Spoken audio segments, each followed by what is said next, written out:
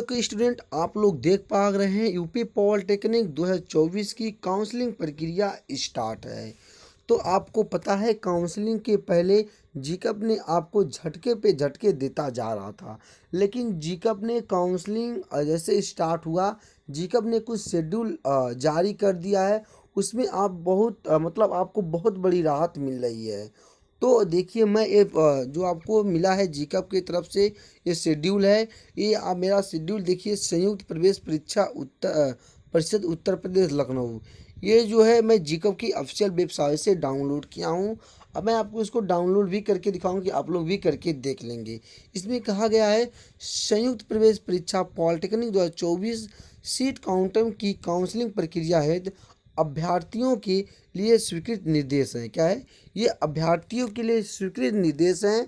तो इसमें आपको काउंसलिंग से लेकर मतलब 1 राउंड से 5th राउंड तक सारे निर्देश को बताए गए हैं। तो इसमें देखिए मेन इंपॉर्टेंट निर्देश ये दिया गया है कि जो आपकी काउंसलिंग है, अगर आपको कॉलेज अलॉट होता है आपने 3250 रुपये पे कर देते हैं।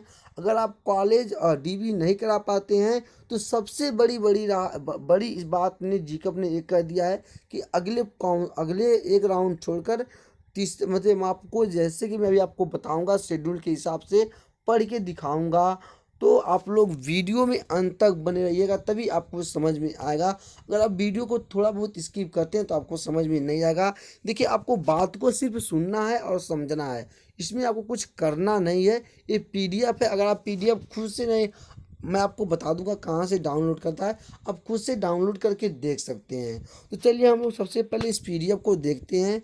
देखिए आपको पीडीएफ में कहा गया है कि संयुक्त प्रवेश परीक्षा, यहाँ से आप लोग देखेंगे संयुक्त प्रवेश परीक्षा पॉलिटेक्निक 2024 की परीक्षा के परिणाम के आधार पर अभ्यर्थियों को संस्था व पाठ्यक्रम का क्वांटम उनके मेरिट उनके द्वारा दिए गए विकल्पों व आरक्षण के अनुसार ऑनलाइन काउंसलिंग वेबसाइट gcup.admissionic.in के माध्यम से किया जाएगा। जो आपकी काउंसलिंग है, आप लोग को पता है कि आपको जीकअप की साइट से आप लोग अपना काउंसलिंग कर रहे हैं, यह इसमें बताया गया है। ठीक है, अब देखिए इसमें कहा गया अपनी लॉगिन आईडी, पासवर्ड तथा मोबाइल नंबर को पूरी काउंसलिंग अवधि में जो काउंसलिंग हेतु लॉगिन करते समय दिया गया हो क्रियाशील रखेंगे। सभी महत्वपूर्ण सूचनाएं आपको ओटीपी पूर्व पंजीकृत मोबाइल नंबर पर प्रेषित होंगे। अभ्यर्थियों की काउंसलिंग संबंधित समस्त ओटीपी काउंटर पत्र, पासवर्ड, परीक्षा परिषद इत्यादि सूचनाएं अभिलेख हैं, ठीक है ना, ऐप से क्या है संडे ऐप से उपलब्ध हैं। तो बस आपको इतने ही काम की चीज़। अब हम लोग आते हैं नीचे, अब हम लोग क्या करते हैं समझेंगे। काउंसलिंग के लिए अभ्यर्थियों के लिए हेतु सम्मान निर्देश। अब आपका मेन इंपॉर्टेंट पॉइंट यहाँ से स्टार्ट होता है। आप लोग क्या देंगे, देखिए सबसे पहले आप लोग सुनेंगे और आप लोग यहाँ पे ध्यान देंगे, वीडियो को थोड़ा बहुत भी स्किप नहीं करेंगे। अगर आप लोग वीडियो को स्किप करते तो आपको समझ में नहीं आएगा। आपको पता है कि मैं भी जो भी इंफॉर्मेशन देता हूँ आपको फ्री ऑफ कास्ट रहता है, आपको मेरा कोई भी इंफॉर्मेशन का चार्ज नहीं लगता है। तो स्टूडेंट आप लोग सिर्फ इसको सुनिए और आपको इसमें जो भी बताए गए हैं उस नियम को आप लोग फॉलो करेंगे तो आप लोग क्या होगा, काउंसलिंग प्रक्रिया से क्या होंगे, बाहर नहीं हो पाएंगे। अगर वैसे होते हैं तो आप लोग काउंसलिंग प्रक्रिया से भी बाहर हो सकते हैं, तो आप समझ नहीं पाएंगे। देखिए इसमें नियम जो आपको बताए गए हैं बहुत ही सख्त नियम बताए गए हैं। तो चलिए सबसे पहले हम लोग क्या करते हैं, यहाँ पे नंबर 1 क्या है, यहाँ पर हम लोग नंबर 1 से समझते हैं। यहाँ पे आप क्या करेंगे, नंबर 1 से समझेंगे, आप लोग यहाँ पे ध्यान देंगे। देखिए इसमें कहा गया है सभी प्रक्रियाएं दिए गए काउंसलिंग शेड्यूल के अनुसार। इसमें कहा गया है सभी प्रक्रियाएं दिए गए काउंसलिंग शेड्यूल के अनुसार संपादित होंगी। क्या है, आपकी जो भी काउंसलिंग शेड्यूल दिया गया है उन्हीं के अनुसार आपका क्या होगा, सारे नियम संपादित होंगे। ठीक है, काउंसलिंग शेड्यूल gcup.admission.nic पोर्टल पर उपलब्ध है। जो आप इसमें कहा गया है कि जो काउंसलिंग शेड्यूल है वो जीकअप की ऑफिशियल वेबसाइट पे पोर्टल पर उपलब्ध है।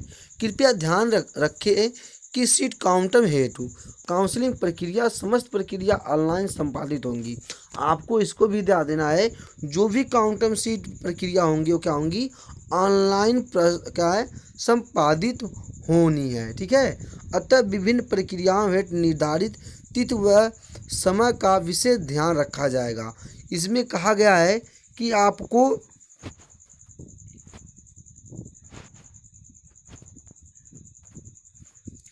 आपको जो भी तिथियां दिए गए हैं और समय दिए गए हैं उसे विशेष ध्यान में रखा जाएगा। इसका कहने का मतलब है जो आपको शेड्यूल टाइमिंग और समय दिए गए हैं उस पर क्या होगा, विशेष ध्यान दिया जाएगा। अब आपको दूसरा इसमें कहा गया है काउंसलिंग प्रक्रिया दो भागों मुख्य एवं विशेष काउंसलिंग क्या है, मुख्य एवं विशेष काउंसलिंग के कुल 5 चरण में ऑनलाइन संपन्न हो जाएंगे। जो काउंसलिंग की प्रक्रिया है टोटल 5 चरण में, कितने चरण में, 5 चरण में क्या हो जाएंगे, ऑनलाइन संपन्न हो जाएंगे। कितने चरण में, 5 चरण में आपकी काउंसलिंग टोटल होगी।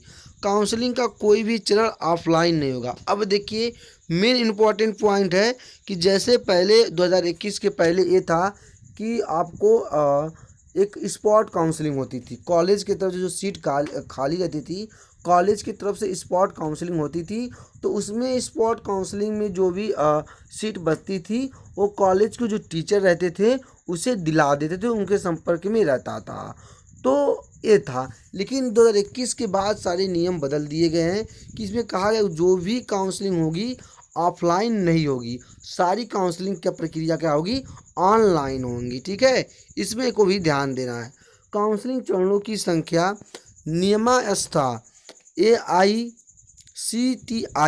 PCI COA आदि द्वारा निर्धारित अंतिम तिथि के क्या अनुसार घटाई या अथवा बढ़ाई जा सकती हैं।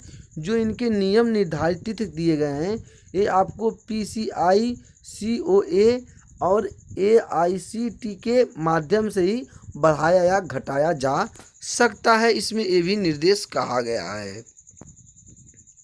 अब देखिए तीसरे में क्या बोला गया है, तीसरे में कहा गया है कि अभ्यर्थी ये सुनिश्चित कर लें, क्या है, अभ्यर्थी ये सुनिश्चित कर लें कि काउंसलिंग के समय उनके पास न्यूनतम शिक्षा आहत का अंक पत्र, आरक्षण पत्र, प्रमाण पत्र, EWS OBC SC ST एवं आरक्षण उपवर्ग क्या है, प्रमाण पत्र, दिव्यांग सैनिक आश्रित, स्वतंत्र संग्राम सेनानी क्या है आश्रित, जो लागू होना न्यूनतम मूल रूप क्या है में उपलब्ध हैं। इसमें कहा गया है जो भी आपके OBC SC ST क्या है EWS के जो भी आपके आरक्षण मतलब आपके जो आरक्षण प्रमाण पत्र हैं क्या होंगे, उपवर्ग प्रमाण पत्र यहाँ पे आपको संग्रामी न्यूनतम रूप मूल से उपलब्ध होंगे।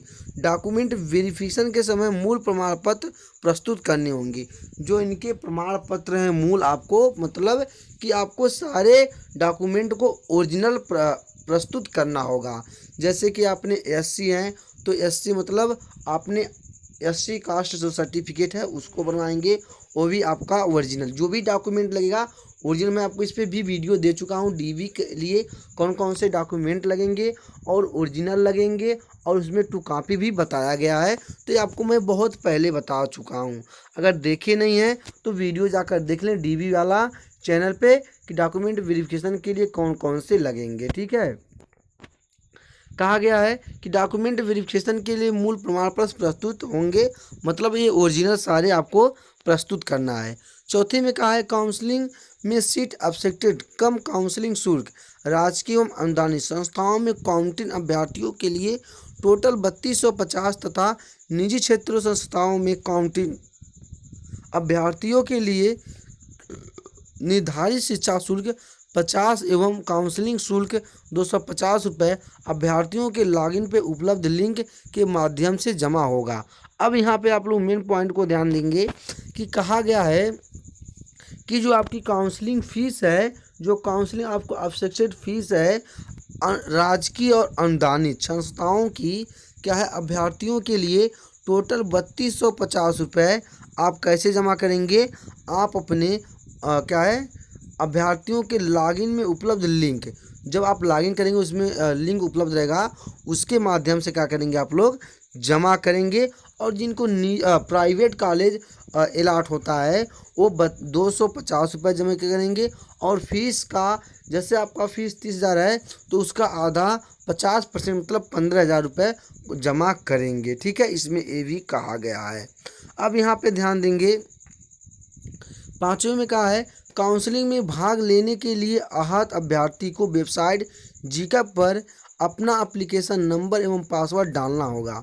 मतलब काउंसलिंग में भाग लेने के लिए आपको, ये तो आपको पता है कि काउंसलिंग में भाग लेने के लिए आपने जीकअप के वेबसाइट पे आपको अपना एप्लीकेशन नंबर और पासवर्ड से क्या करेंगे, लॉगिन करेंगे। ठीक है ना, जिसे इंटर करने के पश्चात आपकी काउंसलिंग प्रक्रिया पदभाग कर सकेंगे। तो ये आपकी काउंसलिंग करेंगे। अब यहाँ पे ध्यान देना है, मेन पॉइंट जो आपकी पूरी शेड्यूल का है, जो ये शेड्यूल जारी किया गया है, इसका मेन पॉइंट ये है, क्या है, इसका मेन पॉइंट 6ठा नंबर है। अब देखिए कहा गया है काउंसलिंग हेतु लॉगिन करते समय अभ्यर्थी द्वारा किसी भी जनपद के किसी भी सहायता केंद्र को डॉक्यूमेंट वेरिफिकेशन के लिए चुना जा सकता है। मतलब इसमें कहा है काउंसलिंग हेतु लॉगिन करते समय, जब काउंसलिंग को आप लॉगिन करेंगे, अभ्यर्थी द्वारा किसी भी जनपद के किसी भी सहायता केंद्र को क्या करते हैं, डॉक्यूमेंट वेरिफिकेशन के लिए आप लोग चुन सकते हैं। किसी भी ज़िले में आप जो डॉक्यूमेंट का सहायता केंद्र उसको चुन सकते हैं। प्रथम चरण से 5 चरण तक की काउंसलिंग की, क्या है, इसमें कहा है प्रथम चरण से 5 चरण के काउंसलिंग के लिए अभ्यर्थियों को प्रवेश संबंधित समस्त कार्य चयनित सहायता केंद्र के माध्यम से ही होंगे। जो भी आपके कार्य होंगे वो आपके सहायता केंद्र से ही होंगे, अदर कहीं से नहीं होगा। अतः इसका चुनाव अभ्यर्थी अपनी सुविधा अनुसार करेंगे। जैसे कि जैसे आपको कॉलेज अलाट हो गया तो आपको डॉक्यूमेंट वेरिफिकेशन कहाँ कराना है, ये आप अपने हिसाब करेंगे कि आपको कहाँ नज़दीक पड़ेगा डॉक्यूमेंट वेरिफिकेशन कराने के लिए। ठीक है, अभिलेख सत्यापन डॉक्यूमेंट वेरिफिकेशन के लिए क्या है, अतिरिक्त अन्य सभी काउंसलिंग संबंधित कार्य अभ्यर्थी कहीं से भी कंप्यूटर, टैब, स्मार्टफोन का उपयोग कर पूर्ण कर सकता है। जो आप अपना डॉक्यूमेंट वेरिफिकेशन के लिए अतिरिक्त अन्य जो भी काउंसलिंग संबंधित कार्य हैं वो आप अपने कंप्यूटर, टैब, स्मार्टफोन के माध्यम से आप कर सकते हैं, किसी भी तरीके से कर सकते हैं। अब देखिए 7वें में बोला गया है कि राज्य आहत में संबंध में वेबसाइट पर उपलब्ध विवरण पुस्तिका के पृष्ठ नंबर 4 पर अंकित बिंदु 3 पर दिए गए हैं। विवरण के आवश्यक पढ़ लें। जो इसमें कहा गया पृष्ठ 4 और पृष्ठ बिंदु 3 पर, उस विवरण को क्या कर लें, आप लोग जरूर पढ़ लें। उत्तर प्रदेश राज्य आहत रखने वाले अभ्यर्थी चतुर्थ चरण से काउंसलिंग के लिए पात्र होंगे। जो उत्तर प्रदेश के अलग के स्टूडेंट हैं वो चौथे चरण से अपनी क्या है, काउंसलिंग के लिए क्या होंगे, पात्र होंगे। और जो भी स्टूडेंट उत्तर प्रदेश के हैं उन्हें अदर यूपी अदरवाइज, जैसे कि मतलब यूपी अदर चॉइस कर दिया है तो वो भी स्टूडेंट काउंसलिंग कर सकते हैं, लेकिन चौथे राउंड से। अब देखिए 8वें में कहा गया है कि काउंसलिंग द्वारा काउंटर पर सीट स्वतः फीस होंगी। अब आपको जो भी कॉलेज अलाट होगा वो जो क्या होगा, वो फीस स्वतः, वो सीट स्वतः क्या होगी, फीस होगी। मैं आपको पहले भी वीडियो में बता चुका हूँ कि आपका फ्लॉट का ऑप्शन हटा दिया गया है। राजकीय व अनुदानित संस्थाओं में काउंटिंग अभ्यर्थियों द्वारा काउंसलिंग शेड्यूल में निर्धारित तिथियों में सीट अवसेटेड कम काउंसलिंग शुल्क 3250 रुपये। निजी क्षेत्र के संस्थाओं हेतु काउंटिंग अभ्यर्थियों के सीट अवसेटेड कम काउंसलिंग शुल्क के रूप में निर्धारित शिक्षा शुल्क 50 एवं काउंसलिंग शुल्क 250 रुपये भुगतान पोर्टल पर ऑनलाइन करना होगा। अब कहा गया है कि अगर आपको कॉलेज अलाट होता है तो आपको 3250 रुपये जो आपके एडेड और गवर्नमेंट कॉलेज हैं उसके लिए करना पड़ेगा।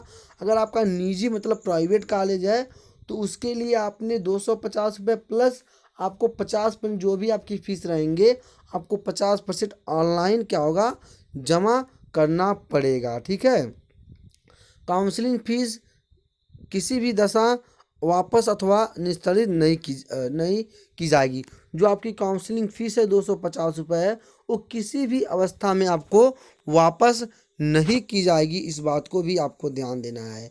अब देखिए 9वें नंबर में बोला गया है कि मुख्य काउंसलिंग के किसी भी चरण सीट काउंटर के पश्चात काउंसलिंग शेड्यूल निर्धारित सीट अपसेटेड काउंसलिंग शुल्क जमा नहीं किया जाता है तो वह अगले चरण में पुनः नए विकल्प जोड़कर काउंसलिंग प्रक्रिया में पदभाग कर सकेंगे। अब यहाँ पे ध्यान देना है, इसका मेन पॉइंट है कि मुख्य एवं विशेष काउंसलिंग के किसी भी चरण में सीट काउंटन के पश्चात अभ्यर्थी द्वारा काउंसलिंग शेड्यूल के निर्धारित तिथि में सीट अपसेट एवं काउंसलिंग शुल्क जमा नहीं किया जाता।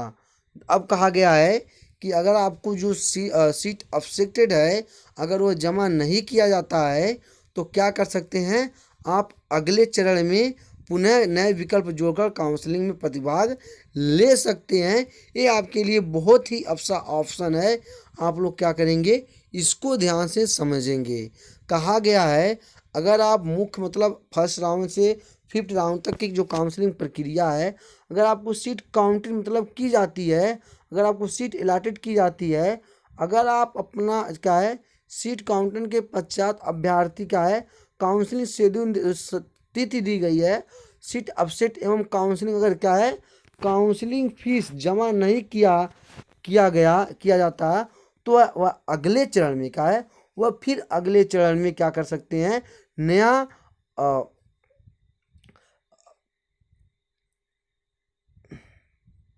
नए नए विकल्प को जोड़कर प्रतिभाग ले सकते हैं।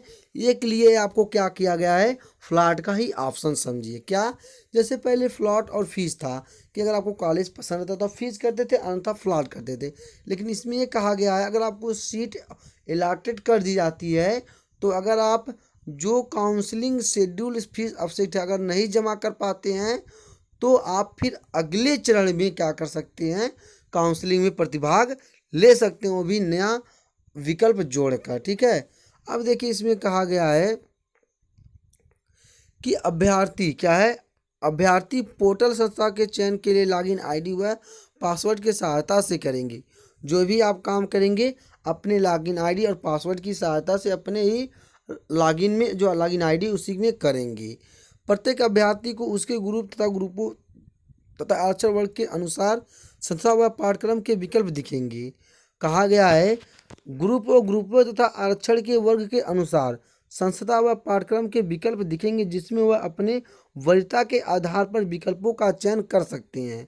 प्रवेश परीक्षा में एक से अधिक ग्रुप में सम्मिलित होने वाले अभ्यर्थी सभी संबंधित ग्रुप के विकल्प अपनी वरीयता अनुसार करेंगे। ठीक है, चयन का क्रम ऊपर नीचे की ओर वरीयता के आधार पर माना जाएगा। अभ्यर्थी चुने गए विकल्पों को अपनी वरीयता के अनुसार परिवर्तित कर सकेंगे। विकल्प भरने के कार्य पूर्ण होने के उपरांत अभ्यर्थी द्वारा विकल्पों की सूची अपने पासवर्ड द्वारा लॉक किया जाएगा।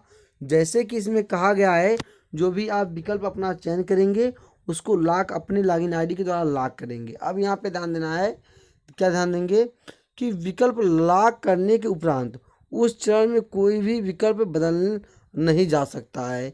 जब आप ये आपको बहुत पहले पता है कि जब आप चॉइस को लॉक कर देते हैं तो उसमें आप क्या कर सकते हैं, कोई भी चॉइस बदल नहीं सकते हैं। ठीक है, क्या कर सकते हैं, कोई भी चॉइस आप बदल नहीं सकते हैं।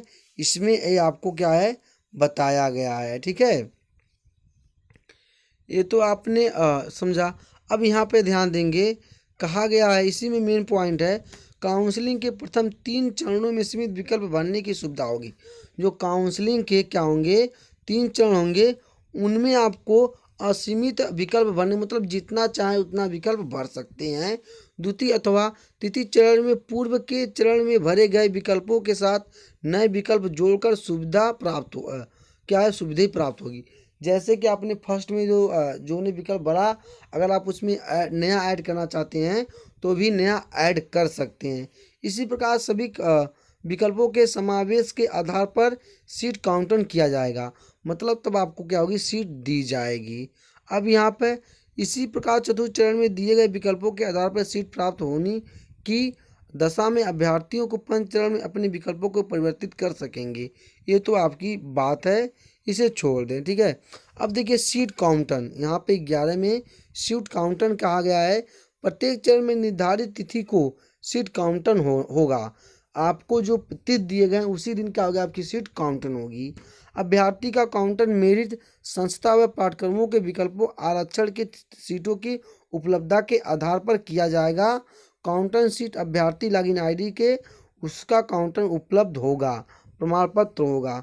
ये आपको जो कहा गया है कि जो आपकी जो सीट दी जाएगी आपके आरक्षण के आधार पर दी जाएगी।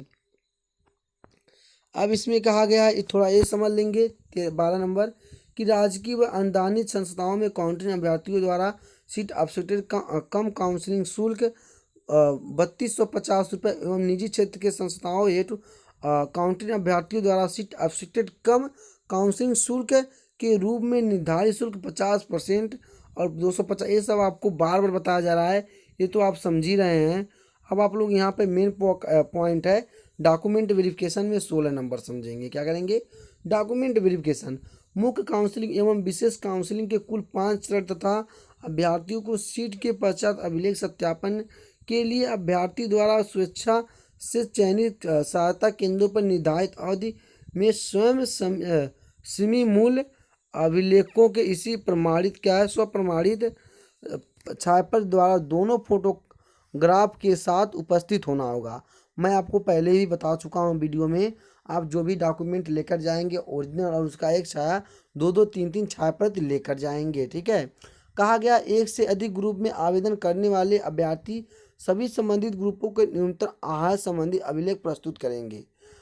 ठीक है।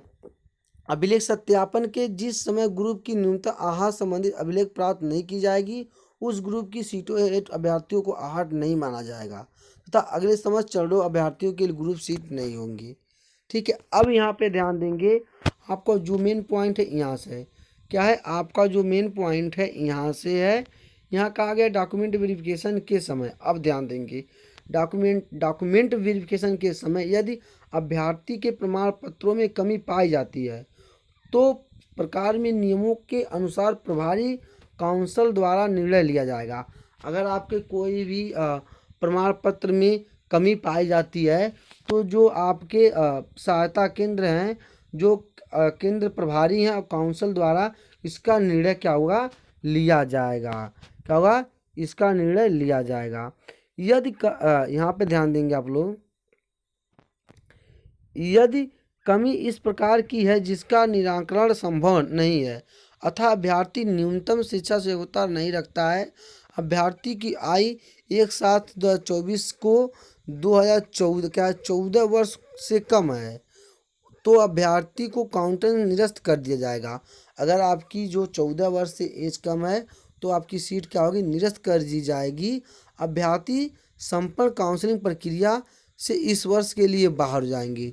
जो भी स्टूडेंट जो जिनका वर्ष 14 वर्ष से कम रहेगा, जिनका वाय, वह सभी काउंसलिंग प्रक्रिया से बाहर कर दिए जाएंगे और उनको अगले साल के लिए फिर किया जाएगा। अब इसमें कहा यदि किसी भी यदि कमी इस तरह की जिसमें अभ्यर्थी को काउंटिंग सीट प्रभाव पड़ता है, यदि अभ्यर्थी को किसी भी आरक्षण वर्ग general, EWS, OBC, SC, ST उपवर्ग, एमपी, पीपी, पीएच, महिला कोट उत्तर प्रदेश राज्य से सीट काउंटिंग होती है परंतु अभ्यर्थी के पास आरक्षण उपवर्ग राज्य का प्रमाण पत्र नहीं हो तो उसे आरक्षण वर्ग उपवर्ग जेंडर राज्य को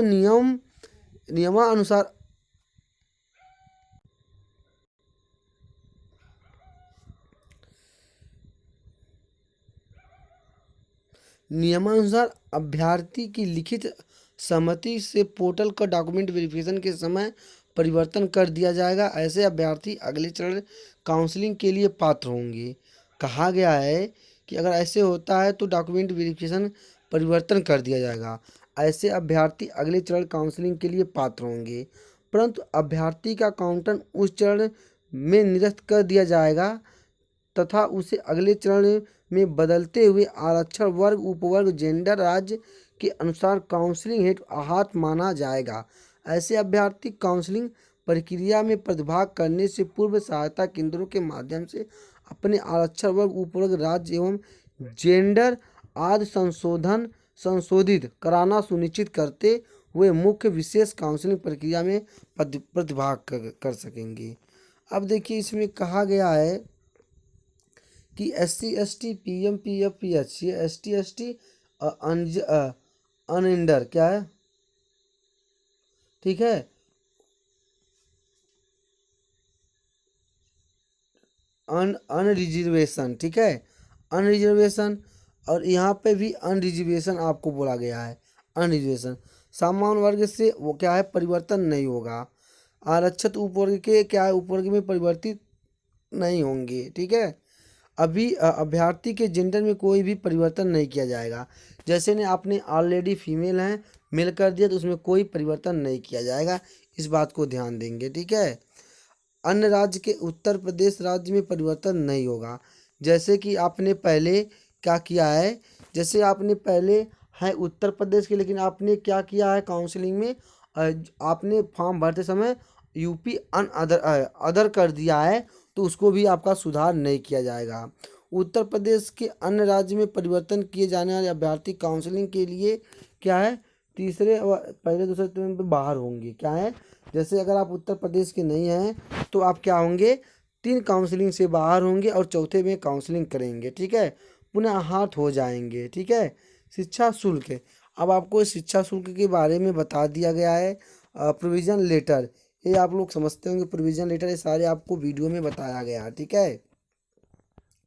जो आपकी मेन पॉइंट थी वही थी कि अगर आप लोग ने, जैसे कि कहा गया है, जो आपका अगर आप डॉक्यूमेंट वेरिफिकेशन नहीं करा पाते हैं तो आपको फिर अगले काउंसलिंग के लिए पार्टनरशिप किया जाएगा। तो मेन चीज़ ये था। अब हम लोग चलिए बात करते हैं, क्या बात करेंगे, अब हम लोग यहाँ पे बात करेंगे जैसे कि सीट मैट्रिक इंजीनियरिंग प्रोग्राम। अब हम लोग देखेंगे सीट मैट्रिक प्रोग्राम के, ठीक है। तो क्या करेंगे, सीट मैट्रिक प्रोग्राम देखने के लिए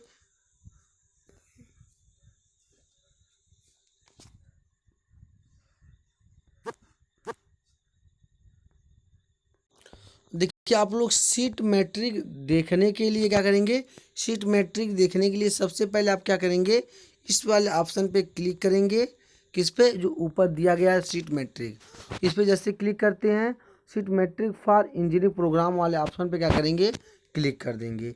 अब देखिए जैसे आपने इस पर क्लिक करते हैं तो आपको करना क्या होगा, सबसे पहले आपको राउंड सेलेक्ट करना होगा, इंस्टीट्यूट टाइप और इंस्टीट्यूट, और उसके बाद प्रोग्राम। तो चलिए हम लोग यहाँ पे करके आपको सीट मैट्रिक दिखाते हैं, जो कि मेरा राउंड क्या है, मेरा राउंड 1 चल रहा है।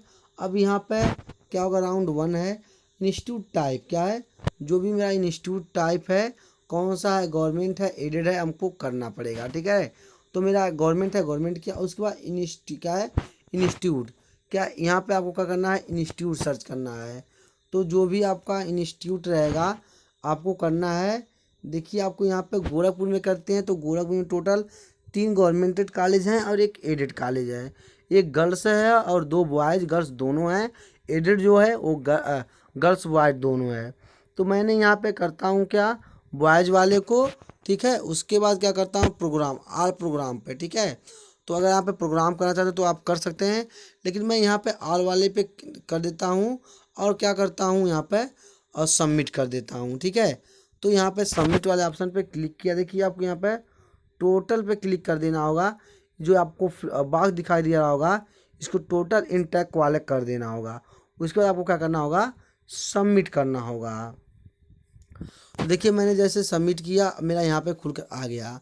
यहाँ पे कहा गया है, देखिए यहाँ पे टोटल आपको बताया गया है, government polytechnic Gorakhpur chemical engineering home state, ठीक है।